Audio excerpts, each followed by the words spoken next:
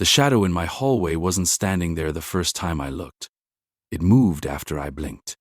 I remember exactly when it started because that night felt wrong from the beginning. My parents were out of town, and I was alone in the house for the weekend. I was 19. I thought it would be fun. No rules, no noise, just me, video games, and junk food. But around midnight, the power flickered. Only once. Still, something about it made my stomach tighten. I checked outside through the living room window. The entire neighborhood looked normal. Porch lights glowed. TVs flashed through windows. TVs flashed through windows. Nothing strange. Then I noticed the hallway. At the very end of it, near my parents' bedroom, something looked darker than the rest of the house. At first, I thought it was just the shadows mixing together. But something was wrong. It looked human. I laughed at myself and turned back to the TV. But a few minutes later, I looked again. The shape was gone. That should have made me feel better. Instead, it made me nervous. Around 1 a.m., I went upstairs to grab a blanket. Halfway up the stairs, I heard a soft tapping sound above me. Tap, tap, tap, like fingers hitting wood. Ah, yes. Stopped moving. The sound stopped too. I waited a few seconds before continuing. My heart was already beating hard for no reason. Kept telling myself it was the house settling, but something felt off. I reached the second floor and immediately saw it again. The shadow. This time, it stood at the end of the upstairs hallway. Tall, thin, completely black. No face, no details. Just darkness shaped like a person. I froze. The thing didn't move. Neither did I. Then slowly, it leaned sideways, like it was trying to look at me. That's when I ran downstairs. I locked myself in the living room and turned every light on. I even checked the whole house with a kitchen knife, because I convinced myself someone had broken in. But there was nobody there. Every room was empty. No open windows, no unlocked doors, nothing. At around 2 a.m., I tried calling my friend Marcus because I didn't want to stay alone anymore. But while the phone rang, I heard footsteps upstairs. Slow footsteps. Walking across the hallway ceiling directly above me, Marcus answered. But I couldn't even speak right away. The footsteps stopped. Then came 3 loud knocks from upstairs. Bang, bang. B-A-N-G. Marcus heard them through the phone. He asked what the hell that was. I told him I didn't know, but deep down, I already did. Something was inside the house, and he wanted me to know it was there. Marcus told me to leave immediately, but my car keys were upstairs in my bedroom. I stared toward the staircase for almost a full minute. Everything was silent now, too silent. Then my bedroom door, upstairs, slowly creaked open by itself. I could see it from downstairs. And standing inside my room was that shape again, watching me. I grabbed the knife tighter and forced myself upstairs. Every step felt heavier. The hallway was cold, colder than the rest of the house. And the closer I got to my room, the darker it became. The shadow stood perfectly still near my bed. I could barely breathe. Then my phone flashlight flickered. For 1 second, the room went dark, and when the light came back, the shadow was closer, way closer, right in front of my bedroom door. I stumbled backward so fast, I fell against the hallway wall. The figure was taller than I realized. Its head nearly touched the ceiling. And then I heard it breathing, not normal breathing, wet, deep, almost excited. I shouldn't have looked at its face, because there wasn't one, just darkness moving, where features should have been. Then it whispered my name, not loudly, right into my ear. Even though it stood across the hallway, I dropped the knife and ran. I don't even remember getting to my car. I just remember locking the doors and shaking so hard I could barely drive. I spent the rest of the night at Marcus's apartment. I spent the rest of the night at Marcus's apartment. The next morning we went back to the house together. Everything looked normal again. But my bedroom wall had something written on it. 3 words. I see you. Written in black marks that looked almost burned into the paint. My parents blamed me. They thought it was some prank. I never told them the truth, but that's not the worst part. 2 weeks later, Marcus called me at 3 in the morning. He sounded terrified. He asked me one question. Who was standing behind you at your window? I told him nobody was there. But when I slowly turned toward the glass, I saw my reflection, and behind me stood a tall black shape, smiling without a face. The shadow figure in my apartment only appeared when the lights were off, and eventually, it started getting closer. I moved into that apartment after my divorce.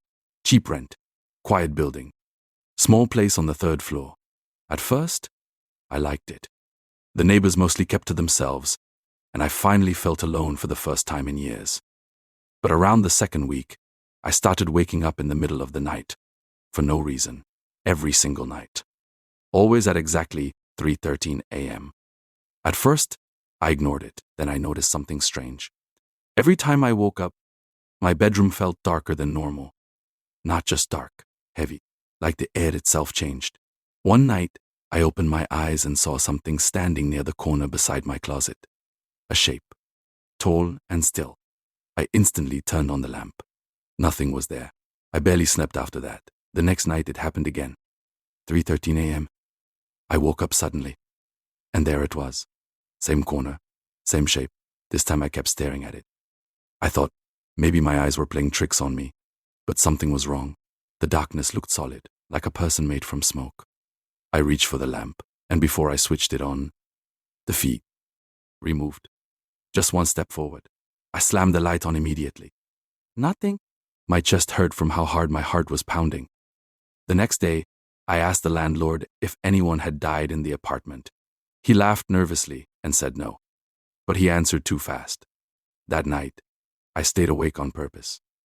I sat in bed watching TV until after 3 a.m. Nothing happened. I started relaxing. Then the TV suddenly shut off by itself. The room went black, and from the darkness, I heard movement near the closet. Slow dragging footsteps. I couldn't see anything at first. Then my eyes adjusted. The figure was standing beside my bed now, closer than ever before. I couldn't move. I know people talk about sleep paralysis, but this wasn't that. I was fully awake. I could move my eyes. I could hear my own breathing, and I could hear something else breathing too. The shadow leaned down toward me. I smelled something rotten. His head tilted strangely, like his neck was broken. Then I heard a voice, a low whisper. "You left me here." I finally snapped out of it and grabbed my phone flashlight. The light hit the room. Nothing. But my closet door was now open. I knew for a face. It had been closed earlier. Inside the closet, scratched into the wall, were deep marks, like someone had clawed at the paint. I didn't sleep there the next night. I stayed at my brother's house instead. But at exactly 3:13 a.m., his dog suddenly started growling at the hallway, then whining, then barking uncontrollably. My brother woke up angry and opened his bedroom door. The dog immediately ran under the bed crying.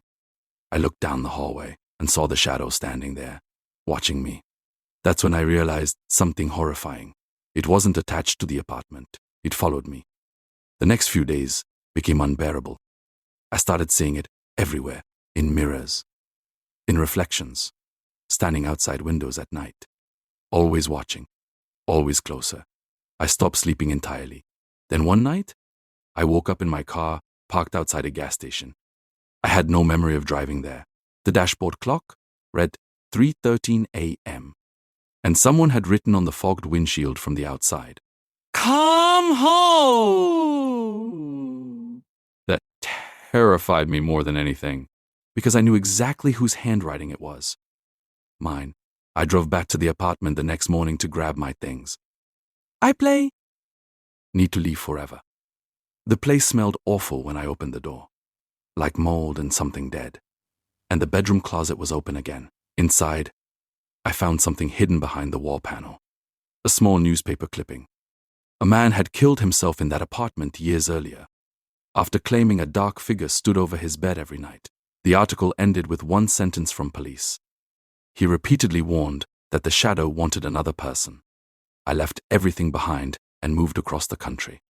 That was 3 years ago. I still wake up sometimes, at exactly 3:13 a.m., and every once in a while, I see something standing in the corner of my room, closer than before. I thought the shadow figure was part of my dreams, until it appeared in a photograph no one remembers taking. When I was 12, my family moved into an old farmhouse deep in the countryside. The place was cheap because nobody wanted it. My dad said the rumors about the house were nonsense. People claimed they saw figures staring from the windows at night. But after our first week there, I started seeing one too. At first it only appeared outside. Late at night, I'd look through my bedroom window and see a tall, dark shape standing near the trees. Not moving, just watching the house. Every night, it stood a little closer. I told my parents, but they thought I was imagining things. Then my little sister started talking about the dark man. That scared me, because I never told her what I saw. One night, she woke me up crying. She pointed toward my bedroom doorway and whispered, "He's inside now." I looked toward the hallway. Nothing was there, but my room suddenly felt freezing cold. Then we heard footsteps downstairs. Heavy footsteps. My dad grabbed a baseball bat and searched the entire house. Nobody was there, but the back door stood wide open. After that, things got worse fast. We started hearing movement in the attic every night. Dragging sounds, scratching, sometimes whispering. My dad finally checked the attic himself. I remember his face when he climbed back down. Pale, shaking, he refused to tell us what he saw. But after that, he nailed the attic shut. That should have ended things. Instead, the shadows started appearing inside the house more often. Sometimes at the end of hallways. Sometimes reflected in mirrors behind us. Always gone when someone turned around. Then came the photographs. My mom was organizing old family pictures when she suddenly stopped talking. She kept staring at one photo. I walked over and saw why. Behind our family, standing in the upstairs window of the farmhouse, was a tall black figure. No face, no eyes, just darkness. My mom swore it wasn't there before. Dad immediately grabbed the photo and burned it in the sink. But things became violent after that. Doors slammed on their own. Lights exploded. My sister started waking up with bruises on her arms. And every night around midnight, someone would knock 3 times on my bedroom wall. Always 3 knocks. One night I fina. Ellie decided to stay awake and catch whoever was doing it. At exactly midnight, the knocking started again. Knock, knock. No, but this time, it came from inside the wall. I pressed my ear against it and heard breathing, slow breathing. Then a whisper, "Let me out." I ran screaming to my parents' room. Dad looked terrified instead of angry, like he already knew.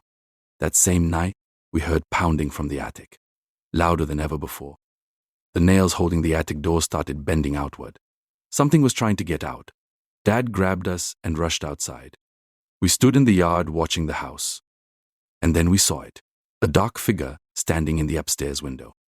Taller than any person, its head bent at an unnatural angle, watching us. My sister suddenly whispered, "It's smiling," but there was no face. Then every light inside the farmhouse turned on at once. Even though the electricity had been shut off earlier that day, and through every single window, we saw shadow figures standing inside the house. Not one, dozens, just staring at us. My dad drove us to a motel that night, and we never returned. The farmhouse still stands empty today. Boo. A few years ago, I searched the address online. Someone had uploaded photos exploring the abandoned property. Most looked normal, broken furniture, dusty rooms. Then I saw the final image, a picture taken inside the upstairs hallway. At the very end of it stood a tall shadow figure, watching the camera. And behind the photographer, in the mirror beside the hallway, was another one standing much closer.